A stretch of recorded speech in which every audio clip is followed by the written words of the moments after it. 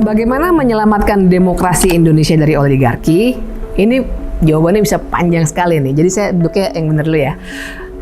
Karena begini, kan kita harus punya pemahaman yang sama dulu. Oligarki ini sebenarnya sebuah sistem gitu ya. Jadi dia ada dalam suatu sistem politik, jaringan yang menggunakan sistem politik itu, yang menggunakan demokrasi sebenarnya untuk membuat keputusan-keputusan yang menguntungkan diri dan kelompoknya untuk mempertahankan kekayaan dan memperluas kekayaan itu.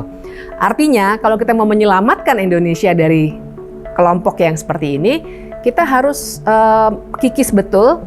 Pertama dari segi rekrutmen politiknya, dan yang kedua juga dari cara pengambilan kebijakan. Cara pengambilan kebijakan dulu ya, misalnya nih yang menyuburkan bekerjanya oligarki adalah karena misalnya di Indonesia itu nepotisme dan konflik of interest itu hanya kita bicarakan, tapi kita belum punya cara untuk mengoperasionalkan itu. Bahkan sekarang divalidasi oleh Mahkamah Konstitusi seakan-akan nepotisme itu tidak apa-apa. Tapi bayangkan begini, bagaimana bisa seorang menteri yang punya saham di sebuah perusahaan, katakanlah perusahaan yang terkait dengan mobil listrik, atau paling tidak dia beneficial owner, mungkin dia bukan pemegang saham langsung, kemudian dia membuat kebijakan yang akan menguntungkan industri itu. Itu kan sebenarnya cara bekerja oligarki yang paling kelihatan. Tapi kalau ukurannya adalah dia melanggar hukum nggak? Kalau belum ada uang yang masuk, dalam arti belum bisa dia dijerat dalam konteks tindak pidana korupsi, mungkin dia belum bisa kena hukuman apa-apa.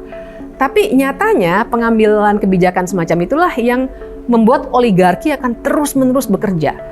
Nah itu saya cuma ambil contoh kecil, tapi bayangkan misalnya Undang-Undang Cipta Kerja yang punya dampak buat perkebunan sawit, buat industri, banyak industri lainnya ya, termasuk misalnya batu bara, dan banyak pertambangan lain begitu. Jadi bayangkan bahwa suatu undang-undang bisa dibuat oleh kelompok yang mengendalikan pembuatan undang-undang, entah dia langsung mengendalikan anggota DPR-nya sendiri atau paling tidak DPP partai politik tertentu, entah dia misalnya menggunakan suap menyuap dan lain sebagainya, sehingga menghasilkan kebijakan yang seperti itu, yang ketidakbijakan sebenarnya kalau ukurannya adalah kepentingan warga ya, tapi bijak untuk mereka.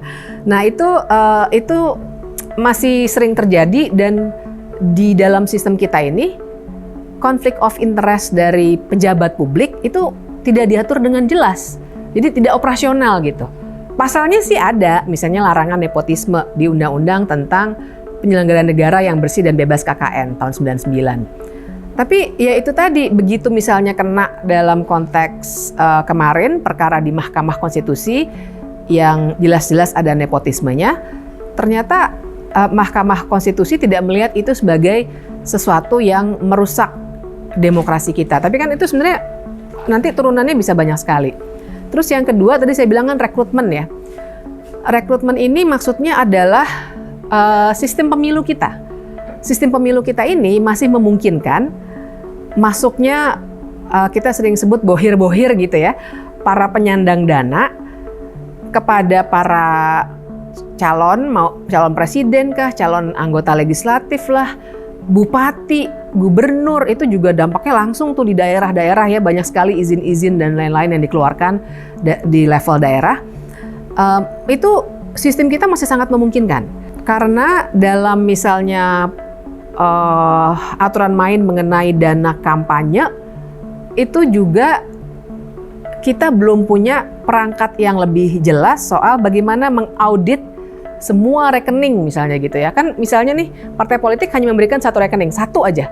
Padahal di sininya banyak rekening lain yang mungkin pribadi-pribadi, tapi sebenarnya untuk operasional suatu paslon atau suatu calon legislatif atau calon bupati dan seterusnya.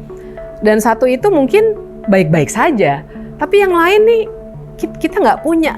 Undang-undang kita belum menjangkau segala cara yang memungkinkan lahirnya pendanaan dari para pengusaha kepada aktor-aktor politik.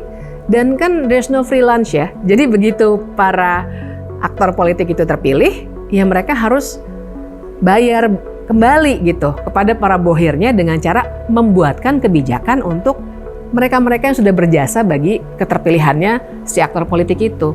Nah ini yang membuat oligarki di Indonesia tuh sekarang begitu mencengkeram. Dan tadi saya cuma sebut dana kampanye ya, tapi kan banyak nih dana partai politik, terus kemudian bagaimana misalnya partai politik sendiri beroperasinya itu juga sangat elitis, sehingga nggak ada demokrasi di internal partai politik, sehingga tercipta kartel politik. Jadi di antara mereka berkongsi gitu ya, dan kemudian menghasilkan kebijakan tertentu, tapi sebenarnya diatur oleh oligarki atau oligark ini.